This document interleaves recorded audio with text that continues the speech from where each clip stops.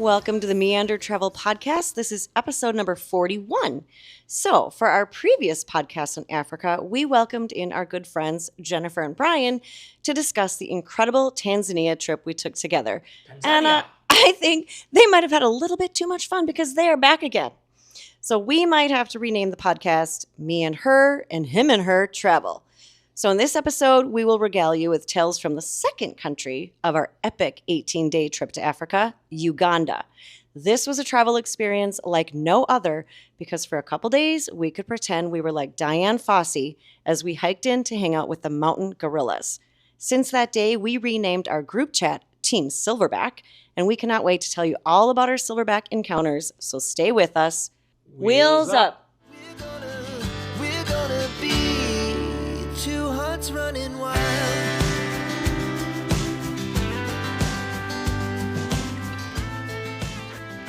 Hello, and thank you for listening. Julie and I appreciate the support you give us, especially since we're now up into our 40s episodes, not age. That would be great if it was. That's just a number of the podcast. Sadly, we are a little bit older in our 50s, but age is not going to stop us from having a good time and making memories with some of our best friends and our travel partners. Jennifer and Brian, welcome back. It's good to be here, guys. Thanks for having us again. So we recorded the two Tanzania podcasts back to back, but we split them up because we knew they were going to be really long. And after the second one, these two were getting pretty comfortable. And afterwards they said, this is fun. I think there might be a Brian and Jennifer podcast coming soon. So if you guys did record your own podcast, I'm curious, what would it be about and what would you call it? I think that answer depends on whether or not we did it together or separate. If we did it together, I think it would be something about intentional living. But if we did it separate, what would yours be about? Mine would probably be more boring. It would probably be about how to be a solopreneur. Like a solo. Gesundheit. Like a solo entrepreneur, like run your own business type thing with no other people. What would yours be? Mine would for sure be about American Mahjong. That's awesome. Oh my gosh, she's totally into Mahjong right now, and I learned how to do it too, but she went down the rabbit hole. I thought you were going to say fashion, but I guess it's like game fashion. Oh, there's an aesthetic aspect of a styling aspect of Mahjong for sure. Okay, moving on. In our last podcast, we mentioned that we were good friends and former neighbors. They have moved out of the neighborhood. But then we jumped right into the topic because we had so much content that we had to cover. So let's go back a little bit and give our listeners a little bit more background and history about our friendship and how it began. Jennifer? So my relationship with Julie goes back over 20 years when we both first had our first child, and we signed up for a early child family education class, which was like a baby and mommy class. And we both walked in with our few week olds, and we hit it off right away and then became fast friends. And then ultimately we kind of brought the guys into it, and yeah. Yeah, it was cute. Our babies actually really were drawn to each other for some strange reason. And it was years before we finally were like, we should get the guys together, and really just hoped that they would also get along, because you never know. When you bring the husbands in, maybe they're like, yeah, I got nothing in common with you. But it actually worked out great, and here we are, lifelong friends. And Brian, why do you think the four of us are such good travel partners? Because, you can't just travel around the world for more than a month or half a month with just anyone. And I know him a lot. Well, I think we make great compliments as travel partners. You guys being, I'd say, the professional travelers and are really good at planning and doing a lot of research of what are the right things to see, and, thinking about all the logistics that need to take place, and, trying to find good value, and hidden things and all those kind of things and I'll speak for me, and then Jennifer can answer too. For me, the magical thing I like of travel is kind of a little bit of not knowing exactly what you're going to see and waking up somewhere different and not having seen pictures of it, or not know what the lodge is going to look like or the resort's going to look like when you get there. I like kind of going out for the day and not having looked at a bunch of pictures of the city or the landscape or the national park that we're going to go to. I like seeing it for the first time, and just kind of that magical, to me, that's what vacation brings to me, because in our everyday life, there's just a lot of things that are, wery planned and structured. So we're perfect for you. So we like to do that research, yes, and know that we're not going to miss out on something by finding it. And then you just get to go like, hey, look what I just stumbled upon and I came across. And I think to go along with that, the thing that I love about traveling with you guys is because I know you do so much research that I don't have to worry that we're going to miss something, right? We Right. always see the coolest things, and I don't have to spend any time worrying about it. Well, in our downtime too, we get to play cards. Like we like to do the same thing. So if we're stuck in an airport for 7 hours, that's okay. We'll go find a game of cards. Like we enjoy a lot of the similar kinds of things. So we can spend our time easily together. All right, so we've been on trips with you two to Mexico, Puerto Rico, Charleston, Arizona, Key West, and tons of camping in our own home state of Minnesota with our families. And ironically, we haven't even podcasted about any of those places yet. So more opportunities for you guys to come and talk, maybe? I don't know. Yep. All joking aside, we know everyone really wants to hear about Uganda and the gorillas because they are obviously the draw here. But Uganda does have so much more to offer than just the gorilla experience. So let's get into some details. All right, first off, we always like to give you guys a little bit of the lay of the land.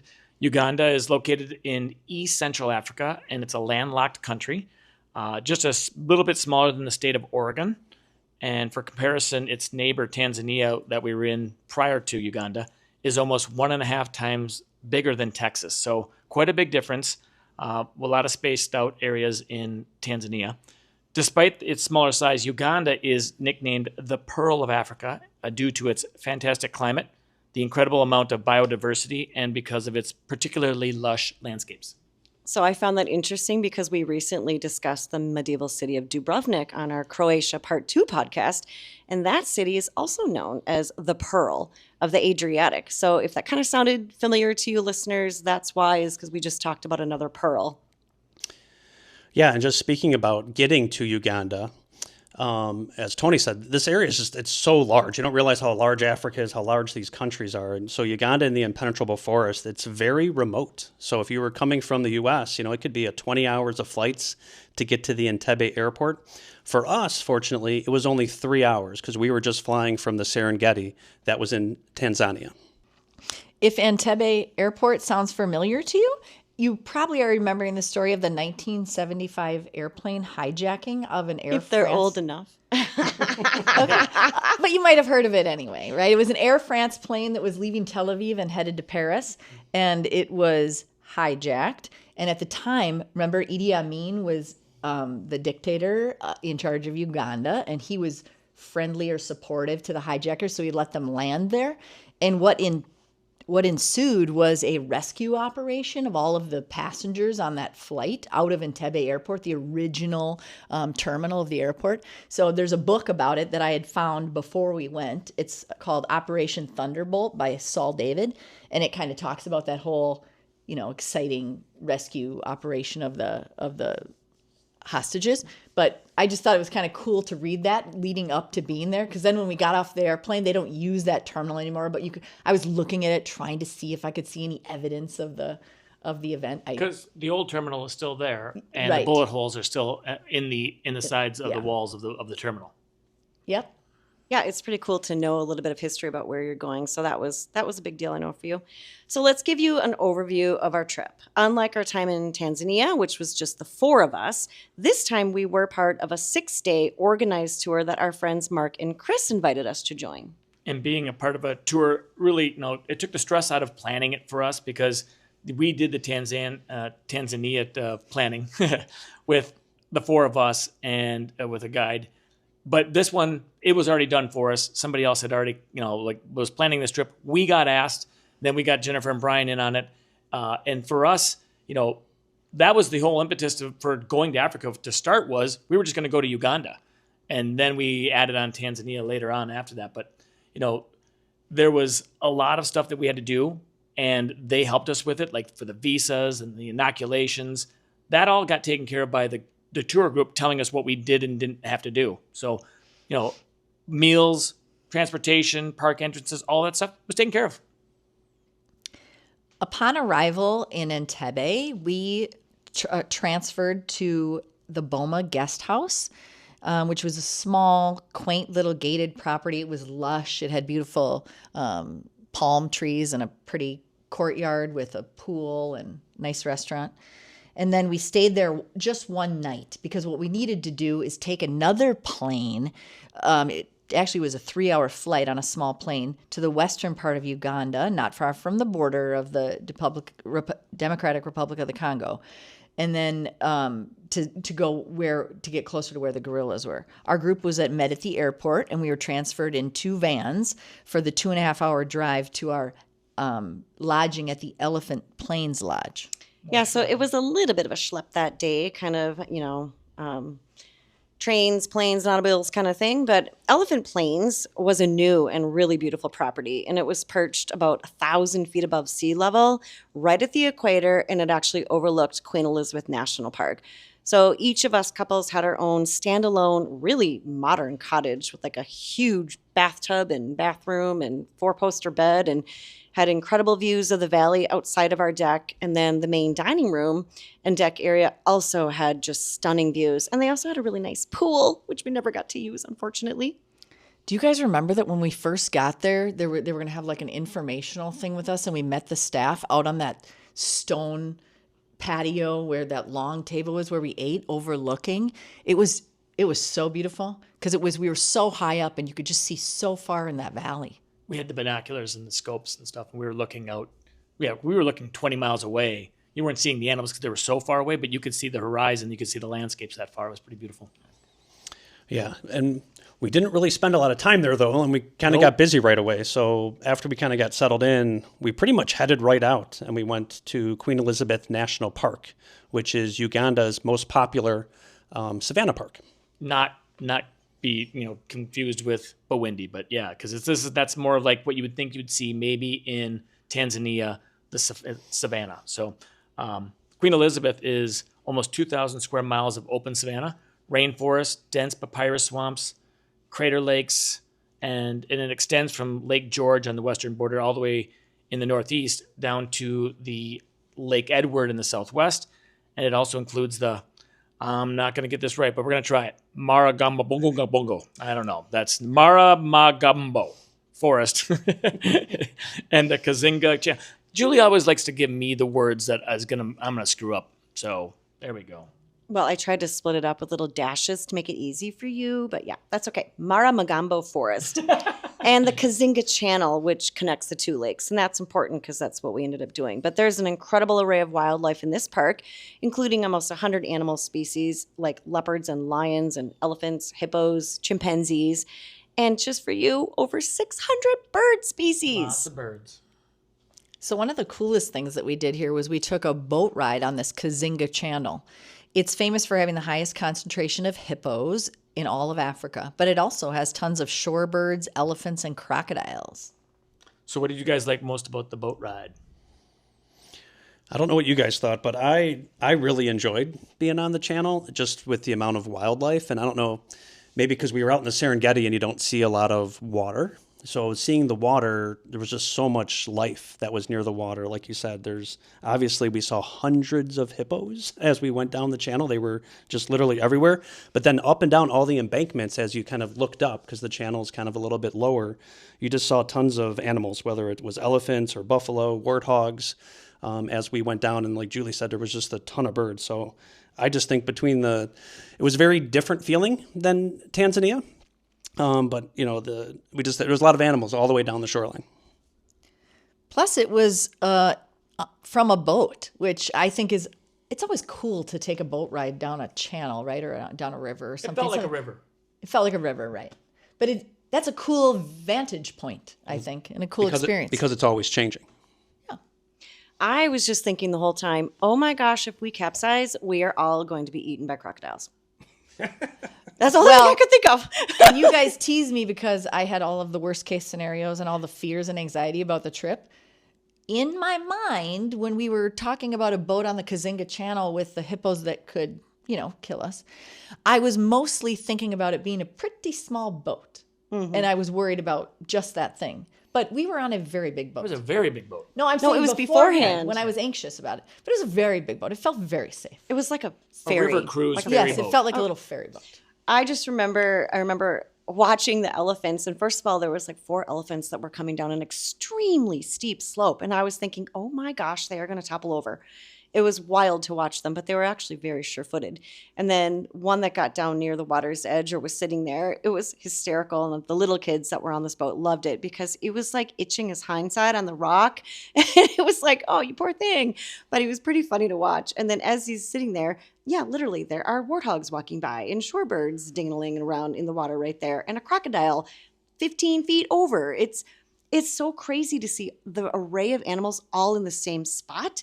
And it reminded me, too, of on the Serengeti, we came upon a water hole one day and sat and watched while there were elephants at this big watering hole. And there were literally a pride of lions sitting there as well. And I'm thinking, elephants, do you know they're there? And they did. They for sure knew they were there. It was very aware. And the lions must not have been very hungry because they didn't care. But they all live together in an area. And that's just crazy to see so many different animals at one time. And also the boat had, like upper deck, lower deck, and you could be on any side of it and you'd be like, oh my God, look at that over there. And you'd be looking at with a few people and somebody on the other side of the boat is seeing something completely different. And you almost didn't even feel like you're missing out because you were seeing so much on your own side. Like we all saw different things that day, but we went up the channel farther and we got to a village and we had that because it's a lot of fishing that they go out into the lakes. And the villagers had all their boats down by the shore. We got to see like a little snapshot of their life where they were going down to their boats with their kids. The kids were playing with balls and running around out in the field, and all the thousands of birds that were hanging out by the fishing boats because they were wanting to feed off the fishing boat stuff. And also what I thought is crazy about that is those little kids are playing in the water, in the very same water that has the crocodiles, by the way. And then also hippos are like the number 1 killer of people in Africa. They're very, very dangerous. If you get between them and the water when they're trying to get back to the water, they do not like that. And they're very aggressive and very protective. And so it's difficult and challenging living where they did. And it was just crazy to think that there are so many different animals that could kill you nearby. Yeah. So, I loved the hippo cruise that we were on. It was just really a unique experience. And then after we finished up there, we had an opportunity to go do a little, I'd call it mini safari in the Queen Elizabeth National Park. And we did see some elephants and lions, but really we didn't see a lot, and nothing could really compare to the vastness of the landscape and all the animals that we just saw when we were in Tanzania. Yeah, we were so spoiled on that trip to Tanzania. So it was wonderful if you had never been there, but I wouldn't go out of my way to do a safari just there by itself. And, one thing about that is that we didn't know what we were going to be doing for sure and how it was going to look once we got there. We were a part of a tour. So we did this tour on the back end of the channel. Would you guys think if we were to plan it out again and plan it, would you guys have said, let's go do that as well? Or would you look to do something else that afternoon? For me, I would absolutely recommend the hippo cruise. That for sure. But afterwards, when we did the little... Yeah, for the safari part that was in the park, no. If you're gonna be in Tanzania or some other part of Africa doing like a real safari, I would not necessarily spend the extra time to do the safari in Queen Elizabeth. Didn't you kind of get the feeling, though, the safari was just on the way to where we were going? Right, and they're fillers. I did feel like it was kind of just, we were making our way back and kind of swung through there a little bit. So I don't know that it was... It's true. And I think they are proud. I think they're proud of it. That is, they do have some wonderful wildlife there as well. So I do think that is something that's special to them. But it was not the star of the show for that period in time. But, well, anyway, so the next morning we did check out, and then we ended up having to drive the 5 hours to the Bwindi Impenetrable Forest National Park. So on the way, we drove through the Ishasha sector, where we hope to see some tree climbing lions, because this is the only other place they reside other than the Lake Manyara Park that we visited in Tanzania. But alas, we didn't see any here either. And we also stopped briefly at a park where we could see the Democratic Republic of Congo. And we actually got out of our bus and did a conga line. And Tony... We were just on the river's edge in Congo on the other side. And we were like, hey, I threw a stone into the Congo, because you could throw a rock across the river. But the border came so close, it was right down on the edge of our shoreline. and there was a little mossy grass area where I said, hey, I'm looking at my GPS, I was like, if I step out onto this mossy area, I will be in the Congo. It was like a foot and a half, maybe 2 feet away. And the guide said, stop, don't go one more step, because if you step on that, you're going to sink, you'll go in the river, and you're going to be dead in like 2 minutes because there's hippos and crocodiles 20 yards away. And I said, okay, I didn't do it. I did not go to the Congo for that extra step. But he really wanted to. I did. So Bwindi is the park is a lowland forest jungle located in southwest Uganda, approximately about 540 kilometers from Kampala. And this is a UNESCO World Heritage Site and one of the richest ecosystems in Africa, providing a habitat for over 90 mammals, including 11 different kinds of primates, over 340 species of birds, lucky for me, butterflies, frogs, chameleons, unique trees, all kinds of habitat. I know that's a lot of stats, and there's actually an endangered gecko or something like that as well. It's kind of fun. But so Bwindi is really famous, however, for the critically endangered mountain gorilla, of which there are really only about 1,050 left in the world, and 400 of them live here, which is the lion's share of them. The others can be found split between Rwanda and the Democratic Republic of Congo. All in the same area pretty much too. So yeah. And I do want to mention here that it is possible to do a gorilla trekking experience in Rwanda as well. Obviously, we've only done the Uganda trek, so that we can really only speak to that. But we have researched and looked into both of them, and there are some difference. For example, I know in Rwanda, the area where the gorillas are, where they live, is closer to the airport. So getting there is a little easier. You can just go on paved roads, where we did not. We did not. Not even close. And we also had to take a flight. We had to take a flight and unpaved roads to get to ours. In addition, because it's more mountainous, they say that the adventure of the gorilla trekking is a little more adventurous in Uganda than Rwanda. And so there's obviously different things you need to weigh when you consider which country you're going to do your trekking in. Yeah, one of the other upsides for Uganda is that there's more gorilla families, and there's more permits that are given out. So it's a little bit easier to get a permit. It's a little bit cheaper, as well as and like we did, we wanted to do trekking twice, which we'll talk about. It's also more cost effective. The other thing is that there's more not domesticated, but habitualized gorillas in... Habituated. What did I say? Habitualized. Yeah, I don't even know if that's a word, but anyways, there's more of those in Uganda than there is in the Rwanda side. So that's also why there's more abilities to do trekking there as well. So as far as the lodging went for us, we stayed at a resort called Mahogany Springs, which was great.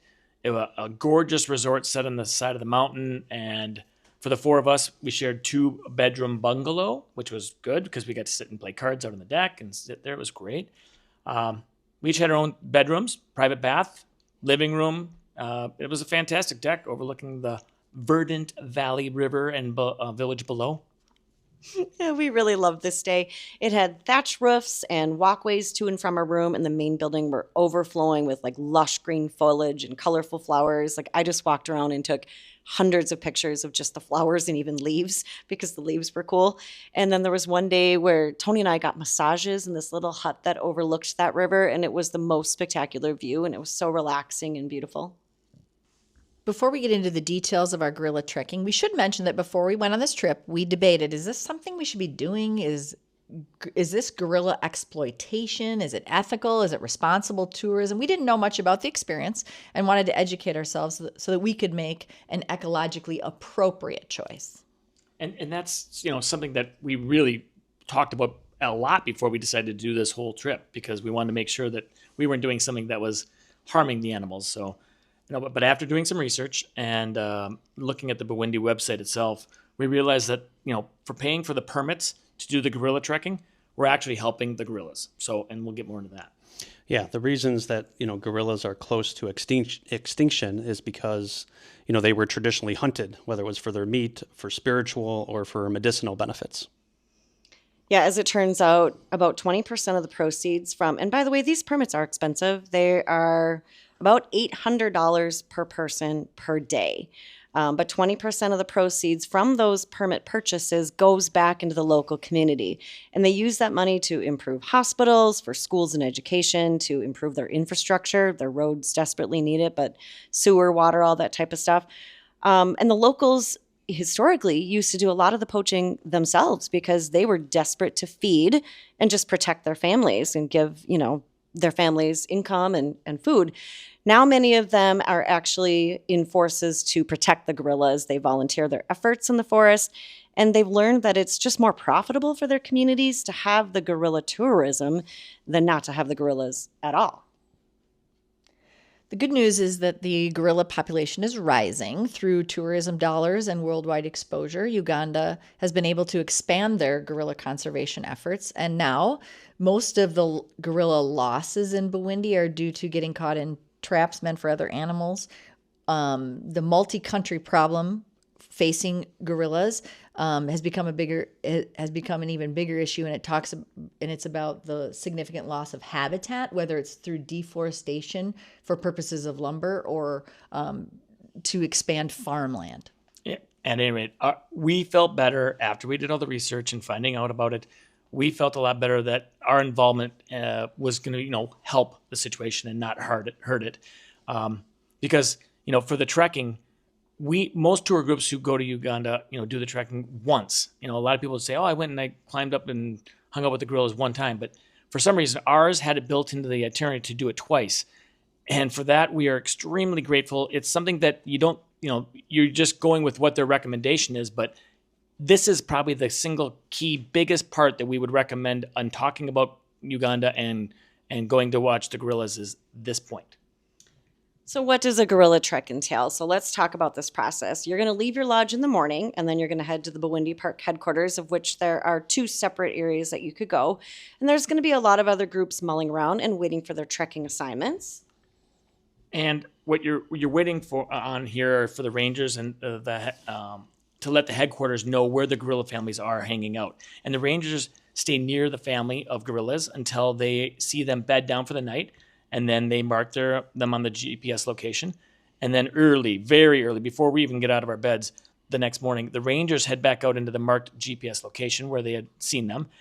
Inevitably, the gorillas have awakened and moved on, and the rangers track them down, and then they radio back in the new location back to headquarters, and then you on your trek to get to go back out to see them. However, you're not always necessarily going to see gorillas. That is a very real chance. They say it happens about, something like 10 to 15% of the time. So you could be paying a lot of money and going on this trek and going all the way to Africa and have one visit that day, and they can't find them because they moved 8 miles, and you're not going to hike through the jungle for 8 miles, because it's very hard. So that is why it's so important that you get 2 days and spend 2 days worth of permits. If you're going to go that far and you're already spending that much money, spend the extra $800 a person. You've already spent a ton. Pay the extra money, get the second day, because if you didn't find them on the first day, odds are you're going to find them on the second, or other reasons. Yeah, and fortunately, we did see the gorillas on both days. So once you're assigned to the group, you're really kind of figuring out what the game plan is going to be. Some of the trucks leave right from the place where we're kind of meeting at that point, and some of us have to head back into vans and go for a drive because for a long drive on bumpy roads to get where you're actually going to start. So you've got to kind of be prepared for anything that day because you don't know really what you're going to be assigned to until you get there. As for what to wear and bring on a gorilla trek, my uniform for the day was my little safari hat, and I encouraged dressing in layers. I had a tank top, a long sleeve shirt that was kind of thin, and then we all brought raincoats just in case. Also, we had been told that there were specifically for Tanzania, these tsetse flies that like black or dark navy blue colors. So all of our gear was kind of light colored, right? Like safari, sandy That's why colors. you all see that boring green. Light green Yeah. and It was tan, all everything. it was all olive and tan. But it's not as big of an issue if you're just going to Uganda. It was more for Tanzania because you're at a higher elevation in Uganda. The other thing I had lightweight like hiking pants and then wool socks in my hiking boots. And then we were also encouraged to wear these gaiters, which they kind of are elastic right under your knee. And then they go down and cover and connect to the bottom of your boot to prevent things from crawling up your pants or whatever. In my case, I was worried about specifically the black mamba snake. So you guys both got the gaiters and we didn't. We were all fine. Yes. We tucked our pants into our socks and boots. Okay, that's true. But the other group that They was all got part bit of our by black mambas. No, they did not. They didn't. But they did have a thing with like fire ants or something. Yes. They truly did, but they were all over their body, so they couldn't It gator. had nothing to do with gator gators themselves. or socks. Okay, so well, we fine. mentioned that That's $20 on Amazon if you think it might be a good thing. You know what? There are many situations I'm sure where you would have been very grateful to have had those. So, anyway, we did mention that we were able to do this twice, and thank goodness because we did end up with a very major problem. So, one of the reasons, or one cool thing that we got to do on this trip was to celebrate Jennifer's birthday while we were there. It was a milestone birthday and an incredibly wonderful and memorable place to mark it. Unfortunately, her memories are not that great because the night before our first gorilla trek at her birthday celebration, she started to feel sick. So let's just let her take it from here and describe what happened. Well, we came back from the resort after our day, came back to the resort after a day of exploring, and we were having cocktails. And I remember we started having dinner. I started feeling ill before we even had dinner, but they were planning this huge celebration. Do you remember he dressed up in like a gorilla costume and they had this whole song and dance thing? And I just wanted to go back to my room because I did not feel The well. whole staff was involved. It was really a big, big deal. And I felt horrible. I didn't even take a bite of my cake, but I did cut it up and pass it out. So I went back, and I'm not going to give you all the details, but I will say this is a good time to mention how important it is to find a good travel clinic. Fortunately, before we went on our trip, I had a great travel clinic that I connected with, and we all did actually. And they provided us with antibiotics that are to be used at the first sign of such gastrointestinal problems, as well as making sure we had the right vaccines and malaria pills and all that stuff for our trip. And that's travel clinics back here in the States before we left. They're Yes. not on ground Yep. when you get there. Nope, but before we went. You go and visit these places before you leave. Yes. So I won't go into the details, but I was sick all night, and I was too sick to go on the gorilla trek. So had we not had a second day, I would have missed the whole thing. So 2 things about that. One, I also ended up taking my medication. I felt fine. I never got sick. But what they say, whenever you feel like a little queasiness, take it. Just take it in case. And what it does is it kills the bacteria. So I was like, well, I'm just going to take mine because we shared some of the same food and whatever. Anyway, I was fine, but I took it right away. So that was good. And then we woke up that next morning all excited to go. And Brian came out and he's like, Jen can't go. She's like horribly sick. And we all felt so we were crushed for devastated. you. And then we're like, Brian, what are you going to do?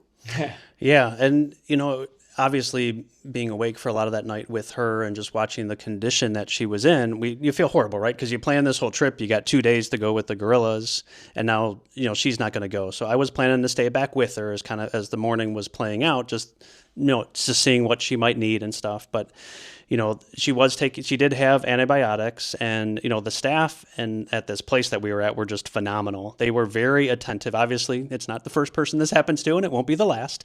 So they kind of took over a little bit. They had the water, they had the crackers, they're doing everything that you can kind of do, which some of this is just going to take time for it to work its way through the system. So, after talking with kind of the people that were in charge there, and talking with Jennifer, she wanted me to go. She was really just going to be laying down, and the staff said, hey, we're going to be checking on her throughout the day. Anything that she needs, we can take care of. So, it kind of gave me a little bit more confidence to go, on the trek, and unfortunately leaving Jennifer behind. Yeah. So, and that was a tough decision because, you don't want to leave her. But, that was part of the, when we first heard that we were going to be doing this trek twice, and we said, boy, that's a lot of money. And we're like, why are we doing this twice? We had doubts, like, why are we going to spend all this extra money to do this twice? We get to go see him one day. Why you got to go a second day? Hindsight 2020. And now every single person I've ever talked to about going on a gorilla trek, we say, number one thing, get 2 days. You just don't know. And Jen, that would have been absolutely horrible if we'd gone on this huge trip, planned this thing around your 50th and a little bit on that day. We were going to be there on your 50th birthday. And then all of a sudden, you don't get to go, and that would be our only shot. So And by the way, we had already talked about, we were now in our episode 40, so I outed her at 50, but that's okay. The other thing too, and we'll talk about it, the fact that we had two treks, they were both very, very different. So that's the other thing is, even though you feel like you're doing the same thing, it wasn't really doing the same thing twice. I thought they were both very different experiences. Yeah, and what some people might not know is when you get to the gorilla family, you can actually only be with them for 1 hour at a time. It's a group of 8 people allowed in that group, and it's 1 hour for that whole gorilla family that day. Everybody right now that's listening is being like, you spent how much for 1 hour? $800 per person for an hour. That's right, but it's worth it, you guys. It's worth it. Yeah, so we basically doubled our chances of having a good situation or the opportunity to view the gorillas by doing it twice. So if you're going to go that far, really, you're only going to Uganda probably for this. So if you didn't see it, you'd be absolutely crushed. We should also mention that these are wild gorillas. We are coming into their habitat, right? The groups of gorillas, the families of gorillas that you are allowed to visit with your permit, with a guide, have been habituated. And this term means... Is that the word? Habitualized? Habituated. And that just means that they've become accustomed to seeing people. They take a gorilla family, and over a process of 2 to 5 years, they constantly visit it. They spend that 1 hour, and they try to not display any threatening behavior. They mimic their actions and things like that, just to get them used to having humans around. So by the time you would trek in to spend time with a gorilla family, they've already proven that they can stand to have humans looking at them for 1 hour a day. Yeah, so the researchers and the trekkers and the rangers are all the people that do this process, but really the being that has the final say is the silverback. So the whole process is heavily dependent on the primary silverback of any family group. He's the lead male, and if he accepts the presence of the people, then the rest of the troop or the group, the family, will pretty much follow suit. So the team will also typically conduct mock exercises with a gorilla family that they believe is ready to be introduced to the general public. And then they will use some new people who haven't been to see them, scientists, journalists, whatever, before allowing that family to become part of the regular 1 hour tours with tourists. And if you're looking for something that's even a little bit more adventurous, there's an opportunity that's called Gorilla Habituation Experience. And this is a 4-hour tour in Buwindi where you can join an exclusive excursion of up to only 4 tourists per day with semi-habituated gorillas families. And these are the ones that are still going through the process, and they need to spend a little bit of time with them, with the guides. And so you get to spend 4 hours a day, and that's probably costs a whole lot more too. I think it does. Yeah, and you can say, Tony, which is true, that we only got to spend 1 hour with the gorillas, but the actual day involved of going to see the gorillas was probably 8 hours. Correct. Because it's where we went the first day, it was a fairly long drive to get into the area where we were going to enter the forest. So it was about a 2-hour drive from where our resort was. This is a long drive. It's very curvy. It's very bumpy. There's lots of elevation gain. And then where we got dropped off, we actually had to hike quite a long way down a hill and down into this ravine before we could actually even enter the forest. So it's unpredictable. And then ultimately our actual hike in to see the gorillas was about an hour and a half. I think we had arrived about 10:45, and then we got to spend our hour with the gorillas. And that final destination where we got to with the gorilla family, it rested on the side of a slope, and we had to step very carefully and get good footholds. That particularly this gorilla family named the Bitukura group after a local river there. They're really well known for being one of the most peaceful and social groups, and that was really nice because they were very easygoing with us, and quickly, in just under 15 months, they were habitualized. I did it again. Habituated. I cannot say that word. That's okay. And that was back in 2008. So they've been around for quite a while. The group consisted of 13 to 14 members. I think we saw almost all of them, and 2 of them were young ones. Yeah, so we forgot to mention too that there are rules. There are rules that you need to follow when you're with the gorillas. So, for example, you must be in good health. Like you can't have a cold or a flu. They don't want you getting any of the gorillas sick with germs that they're not used to that we may have. And you do need to wear a mask.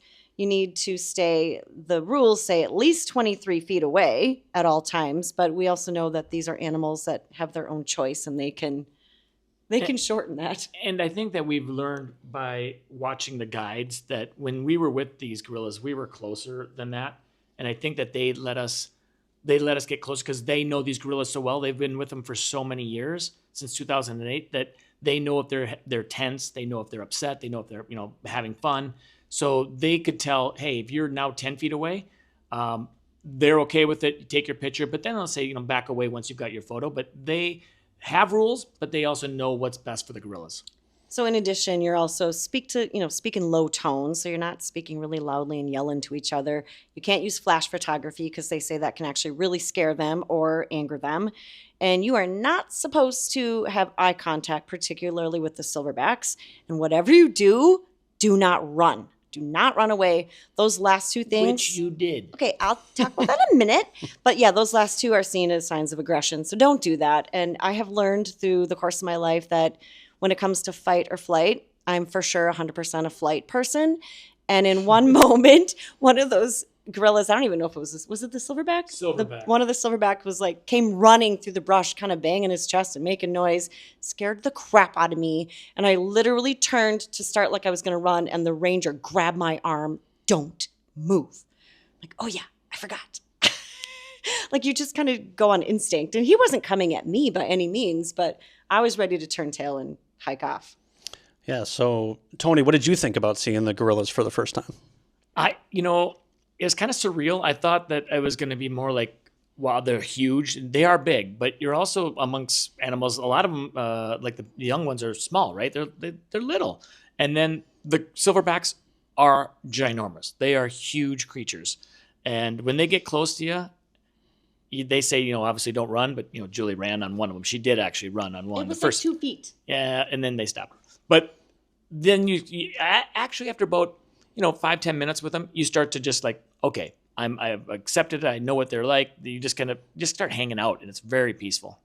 Yeah, that's the way I thought too. Like your first impression is it just exceeds your expectation, right? Because you see them there. There's nothing between you and them. You're standing in their environment. It's kind of this awe. But then as you settle in, you really you're watching them breathe. You're watching them move their arms. You're watching them interact with the family, right? It's just a whole... I watched a baby play with a butterfly for a little while. Right. It was following it through the air. Intimate experience that you have with them, even though you're only there an hour, it's very memorable. Just watching them. A set of like twins or little ones that were climbing on this tree like a jungle gym, and they were just kind of running around it, and they're pushing each other and shoving each other. They look like 5-year-old, kids that you see in the backyard playing. They were hysterical. And there was a mom nearby, kind of like, what are you guys doing? And you could just see the very human-like antics. And they were just absolutely adorable to watch. And showing off for us, too. They were kind of showing off. I do think they were very aware of us being there. And we're kind of like, oh, look, Mom, look what I can do kind of thing. And then... Do you remember the big silverback that was sitting in the trees right by us? Remember him, Tony? Oh, yeah. Well, what was special about him? He has one main finger left on one hand, and it says middle finger. So he has a little bit of a nickname that represents that gesture. So that he's a very old silverback. So they say one of the cool things about this group is that they allow multiple silverbacks. A lot of times there's only one silverback, or maybe of the same, there's never like the same age, but this one is the grandpa. He's like the big daddy. And then the one that's younger than him is actually the primary silverback, but they've let that grandpa stay around because he's pretty harmless. And so that group was really special and unique because of the silverback situation. And then there was a younger one too. So it was really kind of a unique family unit. It was kind of fun, but yeah, the one with the FU finger was pretty funny in photographs. Yeah. All right, so for us, the driving and hiking were much harder and took much longer than the gorilla experience itself. Like Brian was saying, is like you only get 1 hour with them, but you got to get there, you got to get in, you got to hike all this way, and that's actually, for me, I was a birder, so that was awesome. I got to see tons of stuff. We got to see other, animals and see people and whatnot in the area. And the butterflies. And the butterflies. There was a spot on the ground by these puddles where there was thousands of butterflies. That was pretty. Just tiny little butterflies. So, all right, Julie.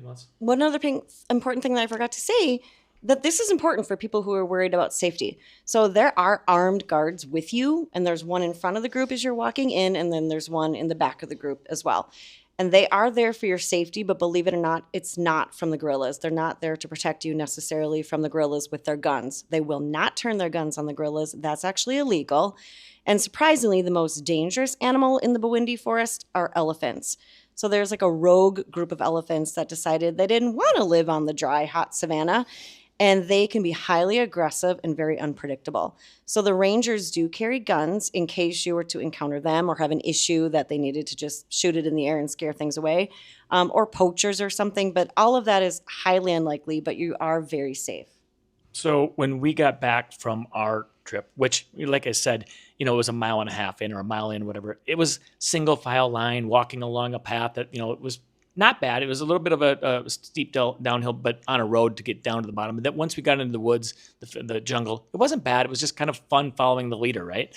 But then when we got back, we were in a group of 6, but we got back and the other 6 people in our group that had been on another one, they did not have as easy of a time. And their group fared pretty hard. They had a lot of difficulties in their trek. They went down, they had to machete down a hill, and they were ducking under branches and trying to, because the guerrillas had moved on them. So where they got into these very low, tangly thickets, and they were very uncomfortable, and they did not have very good viewing once they actually got to the guerrillas. So they didn't have a good day in their first day of viewing as well. Jennifer? Was the first day the day that they had those fire ants or whatever, and they had to No, that was the second day. Was the first day the day they needed? They had troubles both days. There was one day they needed 3 points of contact because it was such a steep embankment. That was the hill going down where they were macheteing a hole through the underbrush just so they could go down the embankment. Whereas we were, walking, follow the leader on a trail. Butterflies. Yeah, with butterflies. We kind of joked about it that night. Little did we know it was going to be even more so the next day, but it was a good time. Jennifer, what did you do during the day when we were gone? I laid in bed and tried not to turn my head. I was in and out of consciousness. Brian had set it up. And I will say, also, when you're talking about the decision of to leave me or not, I said you have to go also, because why should both of us miss it, right?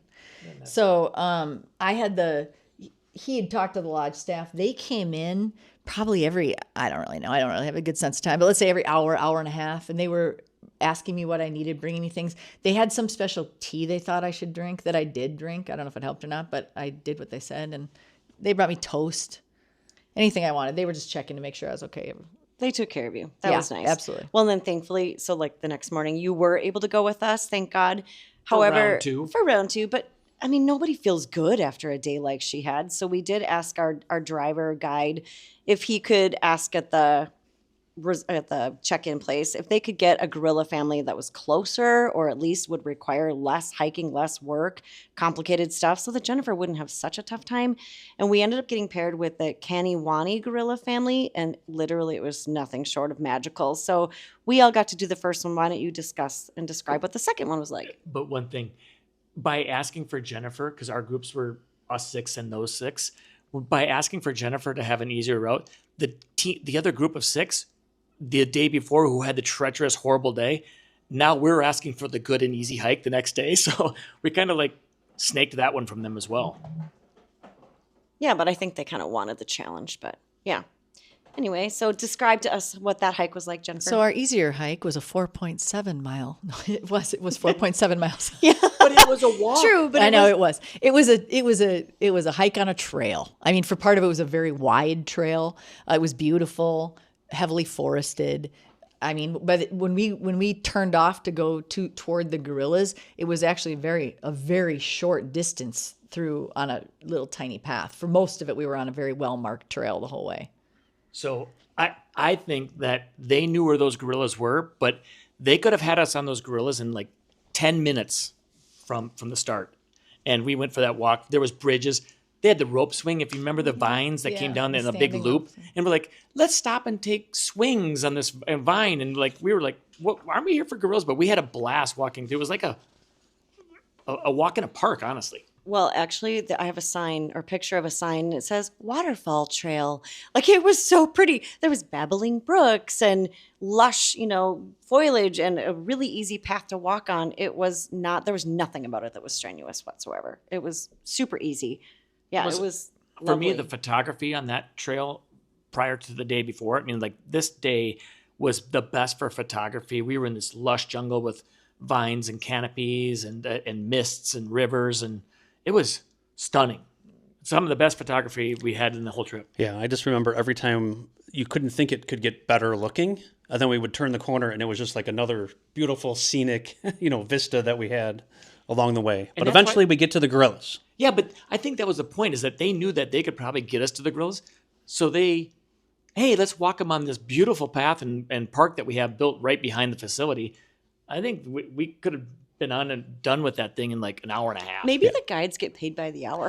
I think They our wanted hike, them out there. it took us 4.7 miles to get there, but it only took us 0.7 miles to get back. So I think Uh-huh, that tells us something exactly. about how close we were to Exactly. the place. And when we got to the gorillas, they were basically all just laying in a really nice flat area. I mean, it was easy to see. We got incredible photographs. There was a silverback and a mama and a baby that were all laying there together. They were all snuggling. And at one point, Tony got, 5 feet away from that baby. I think and it was you're- about 4 or 5. This is a cool experience, and it's probably my favorite photo of the entire Africa trip, like Tanzania and Uganda. I was sitting on the, crouching on the ground, and there was a silverback and a mom and a baby, 1-year-old. And the baby was curious about me and Julie standing off the side, and it kind of crouched down and was looking through the grass. And so I kind of got down. I'm like, the photography aspect of this one would be get eye-to-eye contact. So I laid down on the ground. Now, we were talking about like you had gaiters on and all this stuff. I said, screw it. I'm gonna die of some ants or something, whatever. I laid on the ground and had my lens straight forward about 3 or 4 inches off the ground, and I was probably about 4 or 5 feet away from the baby gorilla, maybe about 8, 9 feet from the silverback and the mom, and the guide was 10 feet to my left. He didn't care. He was okay with it. I got my photos, my favorite photo, and then he says, "Okay, now go back." And then I backed up, and that was really cool experience. Yeah, the funny thing about that is I was right behind you just by a couple feet. And then the silverback decided, the baby kind of got bored and it went off. And then the mom went off and the silverback's like, I'm going to get up too. And he literally walked right by me, right to my left side. About a foot away. And he gave me like the side eye because I was really trying hard not to make eye contact, but I was kind of watching because I didn't want him, I just want to keep my eye on him too. And the ranger, I thought, this time I'm not going to run. I'm going to stay put. I'm going to stay right here. But the ranger was right next to me, and he just kind of went running by me and kind of after the female, but he got really close. That was wild. It was wild. So for you guys, people talk about doing this kind of a trek and saying, hey, you're going to go to see the gorillas in Uganda. It's life-changing. Was it life-changing? Would you call it that, or what would you call this? I don't know if I'd say life-changing. I don't know how I've been changed. It was a really, really cool experience. And I would say once-in-a-lifetime experience. I would encourage anybody to go do it. It's very cool. If you have the means, it's something to go do. Yeah, absolutely. Now, here's the question. If you could go only to Tanzania and do the safari, or you could go do the Uganda and do the gorillas, which would you do? Yeah, that's tough. I mean, I think they're just both very different. Yes. So, one is this amazing interaction in a very small environment with just, like with the gorillas, a very intimate experience versus Tanzania. I think of the Serengeti. I think of the vast landscapes and the thousands of animals that you're seeing. So they're just completely different experience. But this is definitely a more intimate experience. You really got an appreciation watching the gorillas for just how human-like they are and watching them interact with each other. It's an intimate experience. But then the question is too, if you're going to go to Uganda, it's for 1 hour. The gorilla experience was 1 hour. When we went to Tanzania, it was 8 hours a day, 4 days in a row, and all these different parks. And so you're going to get a lot more bang for your buck in Tanzania on a safari. So I guess it depends, like if you've always been a gorilla aficionado or primates and you just think that is really amazing, maybe you love Diane Fossey and all of the gorilla stuff, that would be amazing for you. But I don't know, would you do it again? Like having done it one time, would you go do it again? I only did it one time. You guys did it twice, and you would say both of the experiences were very different. I thought our experience that second day was perfection. I mean, we got to see the gorilla family interacting like a family, the mom and the silverback and the baby just kind of cuddling and hanging out and taking care of each other and cleaning each other. And it was really... I don't think we could top That's my point. I don't think you could top it, so maybe not. But if you could do it again and maybe you would be really let down if you had some experiences like the other group the second day, they had a very treacherous hike again, and they got fire ants all over them. So they were miserable. So they had bites that night. But they did get good views of the gorillas. Though. They did, on the second day, get great views. Yeah. I don't know, is there anything that you would do differently? Or anything that you learned, or any information you'd want to share about the gorillas and the trek? And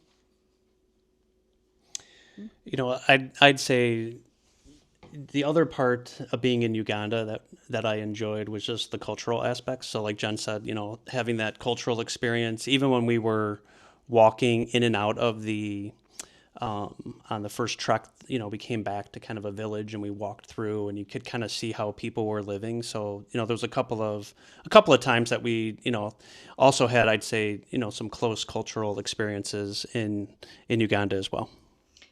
Okay, well, I think we can all agree that it was a spectacular adventure and one that we got to share together. We're going to have those memories forever. And when we're all sitting in rocking chairs someday, I know we're going to argue about all the details because we're going to remember things differently, and I can see that already. But the experience itself is going to be imprinted on us forever.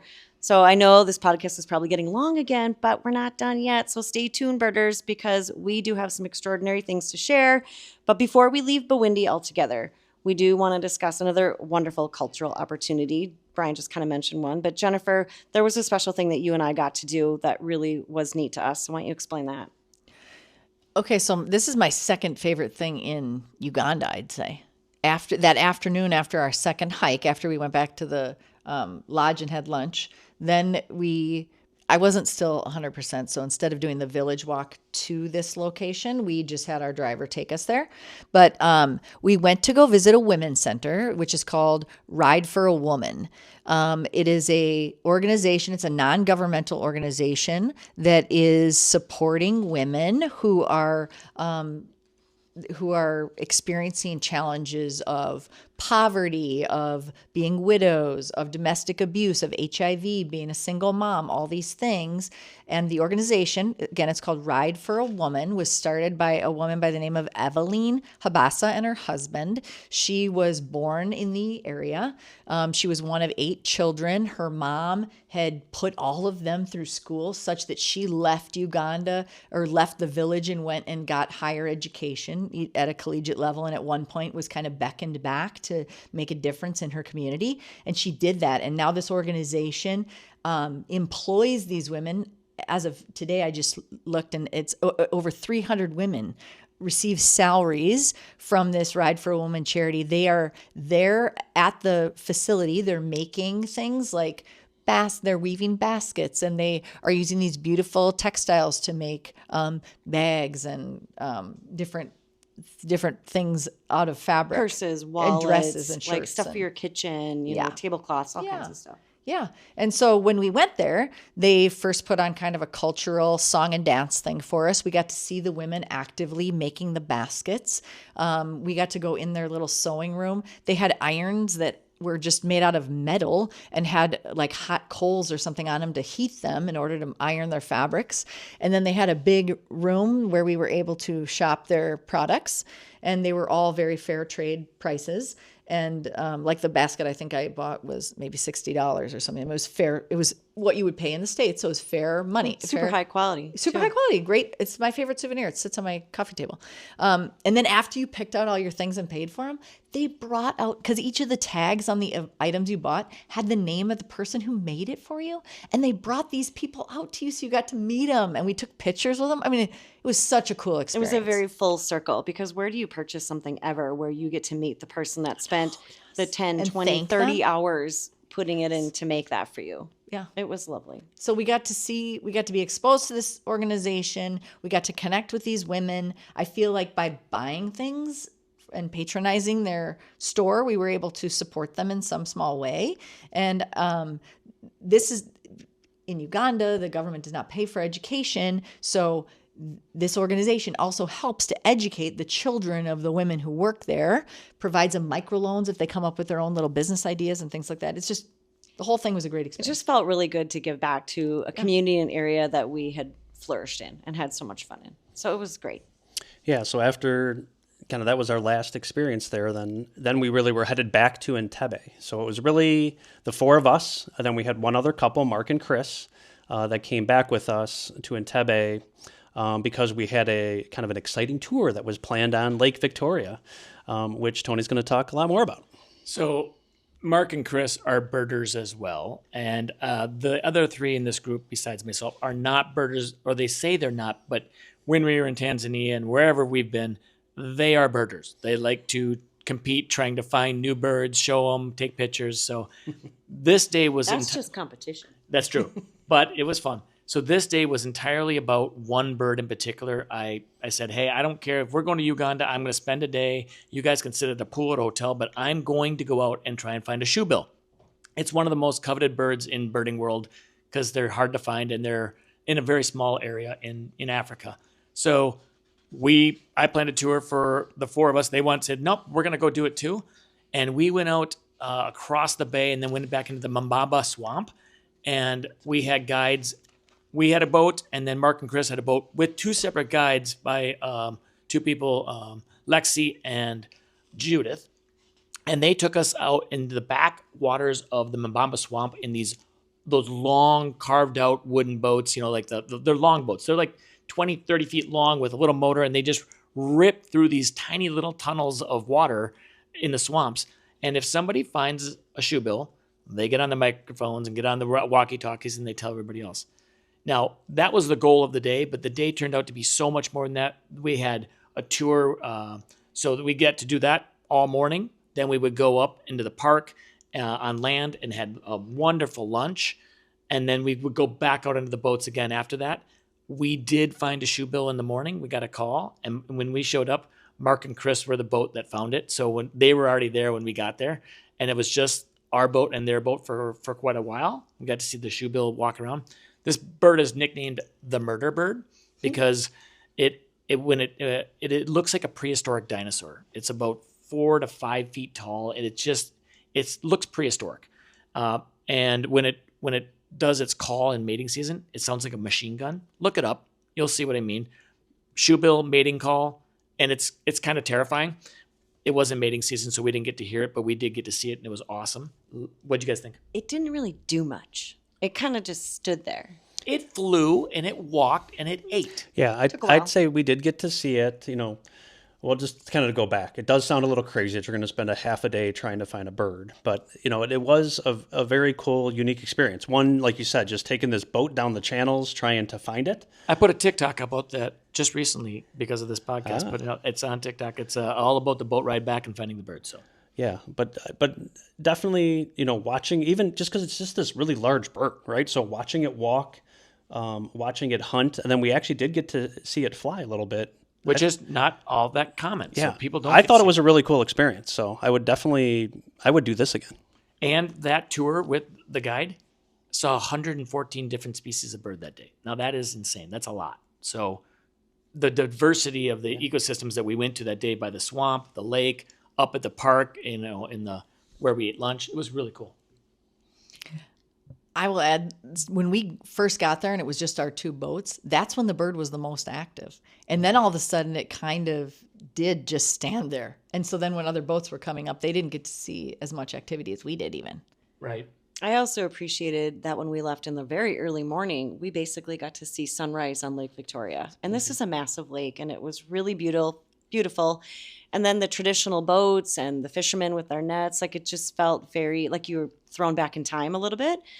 And it's sad to me, though, because Lake Victoria is highly toxic. So it's another one of those situations where, I hope we don't fall out of this boat or get capsized because it's not good. It's got bacteria that is something that we shouldn't be part of. And I wanted to swim in it, of course. I like to swim in everything, but didn't get to swim in Lake Victoria. So there's no swimming there. No, I'm glad we found that out before you decided to dive in. I know.